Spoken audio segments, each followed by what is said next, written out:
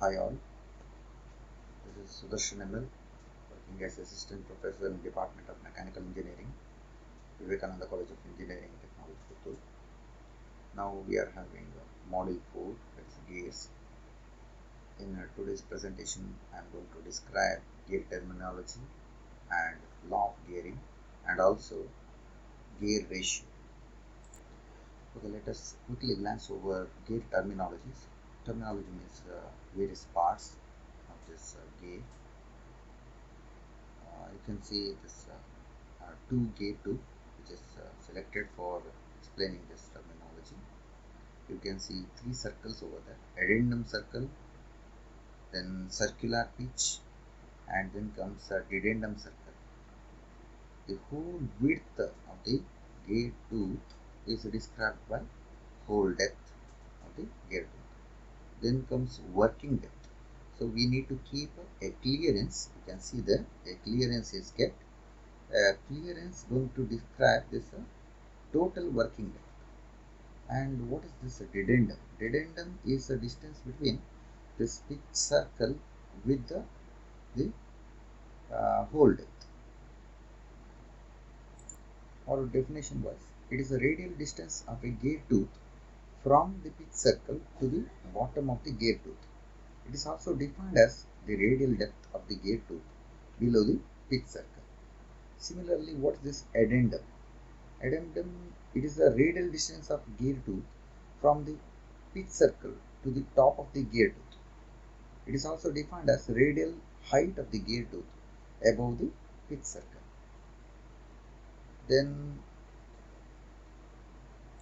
pitch circle, it is an imaginary circle on the gear which by pure rolling action would produce the same motion as the actual gear.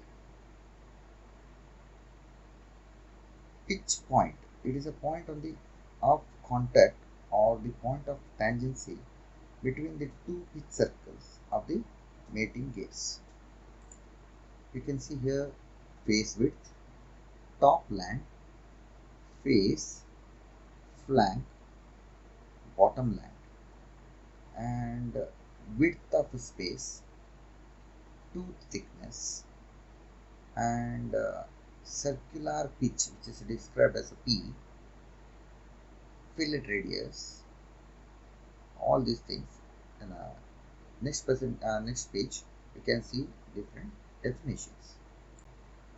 As I described earlier, pitch circle, you can see here, pitch circle is the apparent circle that two gears can be taken like smooth cylinders rolling without friction. Addendum circle, it is a outermost profile circle of a gear. Addendum is a radial distance between pitch circle and a addendum circle. Dedendum circle, it is a innermost profile circle. Dedendum is a radial distance between the pitch circle and the dedendum circle. Clearance, it is a radial distance from the top of the tooth to the bottom of the tooth space in the mating gear. And usually the standard teeth clearance value is 0.157 meters. And backlash, it is a tangential space between teeth of mating gears at pitch circles. Theoretically speaking, this backlash must be zero, but practically some backlash must be allowed to prevent jamming of the teeth due to tooth errors, and the thermal expansion during the manufacturing will get nullified because of this backlash. So usually a little quantity of backlash will be there, and it is going to avoid teeth damage. Diametrical pitch, it is described as a small letter p, is the number of teeth per unit volume. P is equal to number of teeth divided by diameter of the pitch circle. Module, module M is the inverse of diametrical pitch, M equal to 1 by P, or 1 by P means it is the inverse of diametrical pitch. It means diameter of the pitch divided by number of teeth. Then coming to circular pitch, it is a space in pitch circle used by each teeth. It is denoted as PC and it is equal to pi into d by z. or d by z is nothing but module, or it is equal to pi into module. Coming to gear ratio, it is the number of teeth of larger gear to smaller gear. Then pressure angle, it is the angle between the pressure line and common tangent to pitch circle. It is also called as the angle of obliquity. High pressure angle requires wider base and stronger teeth. Pitch angle. Pitch angle is the angle captured by a tooth. Pitch angle equal to 360 divided by number of teeth. Contact ratio. Contact ratio is the angle of action and pitch angle. Sorry, ratio of angle of action to pitch angle. Now the important concept, that is a law of gearing. Consider the portions of the two teeth, one on the wheel 1, or it is called as pinion O1, and the other on the wheel 2. Let the it is denoted as 2. Let the two teeth come in contact at a point Q, you can see here, and the wheels rotate in the direction as shown in figure. Let TT be the common tangent. TT, draw this TT as a common tangent. MN, line MN as a common normal to the curves at the point of contact Q. From the centers O1 and O2, draw O1M and O2N a perpendicular lines to common normal. A little consideration will show that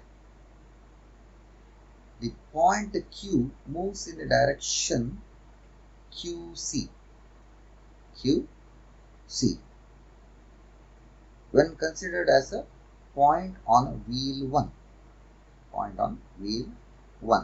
That means you are supposed to draw one perpendicular to O1Q, that is perpendicular to O1Q from point Q towards the right side or direction of the wheel.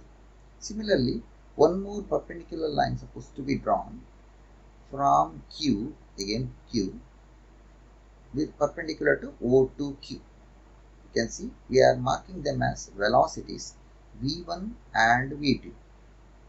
At certain distance, you draw one more perpendicular line ED, mark them as ECD. So it clearly indicates V1 and V2 are the velocities of the point Q on the wheels 1 and 2 respectively. If the teeth are to remain in contact, then the components of these velocities along the common normal Mn must be equal. By considering the velocities equating concept, two velocities must be equal, that is V1 and V2. So considering this triangle QDE or QED, we will get this equation, that is V1 cos alpha is equal to V2 cos beta. From this sketch you can look into all the angles, that is alpha, beta, everything, and how it is described over a velocity triangle. And you know that velocity is equal to angular momentum into radius, that is V1 is equal to omega 1 into O1Q. Similarly, V2 is equal to omega 2 into O2Q. So we will get a second equation, that is omega 1 into O1Q into cos alpha equal to omega 2 into O2Q into cos beta. And you know that O1Q cos alpha is equal to O1M. Similarly, O2Q cos beta equal to O2N. So we got these two lines, that is O1M as well as O2N in a relation. So we are equating them. Omega 1 by omega 2 equal to O2N by O1M. Or we will get we have to substitute cos alpha and cos beta here. We get omega 1 into O1q into O1m divided by, it should be O1q. Make the correction, O1q. And it is equal to omega 2 into O2q into substitute for cos beta, that is O2n by O2q. This O1q gets cancelled. That's that O2q gets cancelled out. And from similar triangle, we get one more relation, O2n by O1m equal to O2p by O1p. And we are substituting that. We will get O1p by omega 1 by omega 2 equal to O2n by O1m. It is equal to O2p by O1p. From the above, we see that the angular velocity ratio is inversely proportional to ratio of the distances of the point P from the centers O1 and O2, or the common normal to the two surfaces at the point of contact Q intersects the line of centers at the point P. You can see that point P, which divides the center distance inversely as a ratio of angular velocities. Now, as per the law of Gehry, in order to have a constant angular velocity ratio for all positions of the wheels, the point P must be fixed point, called as pitch point, for the two wheels. In other words, the common normal at the point of contact between a pair of teeth must always pass through the pitch point. This is a fundamental condition which must be satisfied while designing the profiles for the teeth of gear wheels. It is also known as law of Gehry. From the law of Gehry, we are going to achieve one more relation in terms of radius or diameter. It is angular velocity ratio omega 1 by omega 2 going to give you diameter d2 by d1. That's a direct relation we are going to achieve. Okay, summary of this presentation is in this presentation we have studied various gear terminologies, and we observed their relevance in calculating or studying gear with all its performance. Also, we have learned law of Gehry and gear ratio, and we observed that the common normal at the point of contact between a pair of teeth must always pass through the pitch point, which is the fundamental condition, or it's also termed as law of Gehry. Thank you. Thanks for